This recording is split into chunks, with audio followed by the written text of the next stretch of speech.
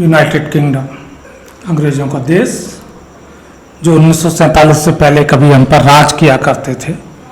उनका एक अखबार है द गार्डियन, और गार्डियन अखबार बड़ी तकलीफ से गुजर रहा है। उन्होंने एक बड़ी लंबी चौड़ी इन्वेस्टिगेशन कर डाली है इस बात पे कि भारत की जो इंटेलिजेंस एजेंसीज हैं, रॉ, आईबी वगैरह, वो भारत के दुश्मनों को दुनिया भर में ढूंढ के और चुन चुन के मार रही हैं। अब गार्डियन को ये चीज़ तकलीफ दे भी हो सकती है और आश्चर्य का विषय भी हो सकती है, लेकिन हिंदुस्तान में बच्चा बच्चा एक बात जानता है कि अज्ञात लोग नाम की एक चीज़ है जो हमारे काम कर रही है, हमारे हिस्से का काम निपटा रही है।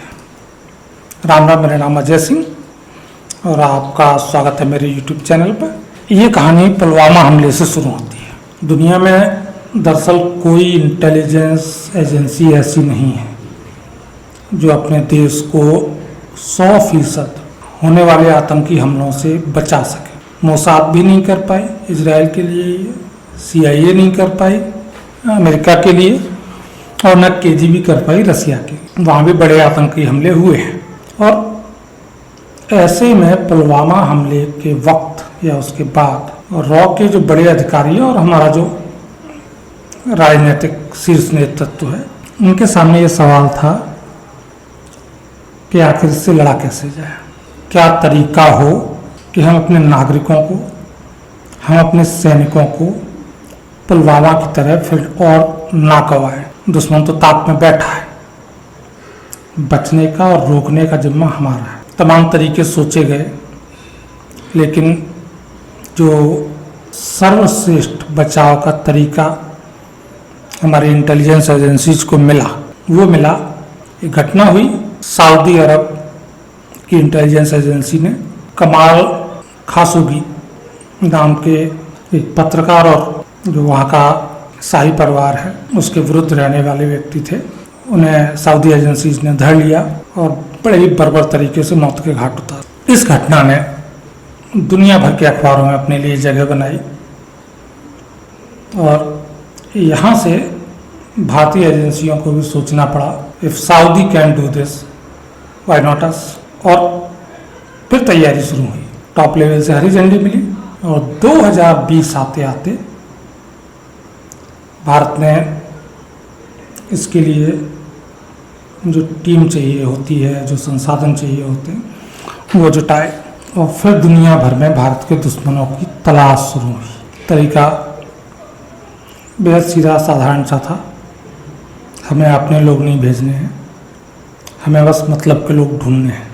और इसके लिए सबसे बढ़िया जगह थी सऊदी अरब, UAE, मध्य पूर्व के देश है। वहाँ आसानी से ऐसे लोग मिल गए जो अलग अलग वजहों से हमारे लिए काम करने के लिए राजी थे। कई वजह थी, कुछ लोग छोटे मोटे जुर्म में वहाँ की जेलों में सड़ रहे थे, उन्हें निकाला गया। कुछ की ज़रूरत पैसा थी,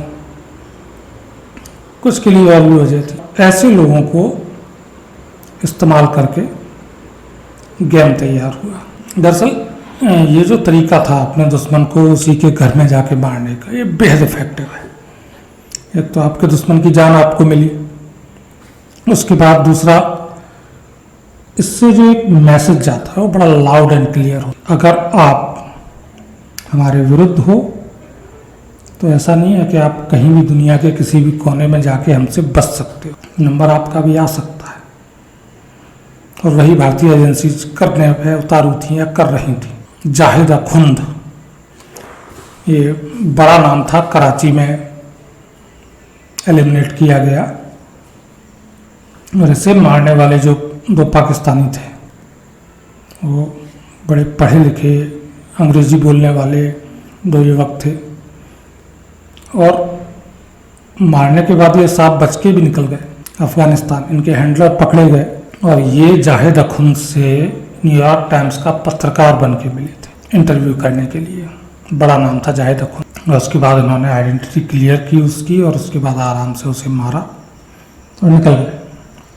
इनके हैंडलर पकड़े गए बाद में, पाकिस्तान की जेल में हैं। जो पाकिस्तानी हैंडलर्स थे। उनके यूएई वाले हैंडलर्स तक पाकिस्तान कभी नहीं पहुंच पाया। ऐसे ही दुबई के एक रेस्टोरेंट में 20 साल का एक पाकिस्तानी लड़का सफाई कर्मी का काम करता था और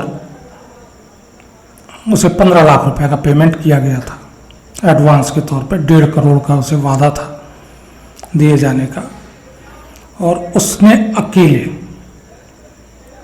जैश के टॉप 5 कमांडर्स में से एक में गिने जाने वाले शाहिद लतीफ़ को मार गिराया। पकड़ा गया, पाकिस्तान की जेल में है, वो उनका मसला है। उसके जरिए भी जहाँ तक पाकिस्तान की एजेंसीज पहुँच पाई वो पाकिस्तानी नागरिक ही थे। यूएई के आगे जाकर के जो कनेक्शन है वो नहीं मिला।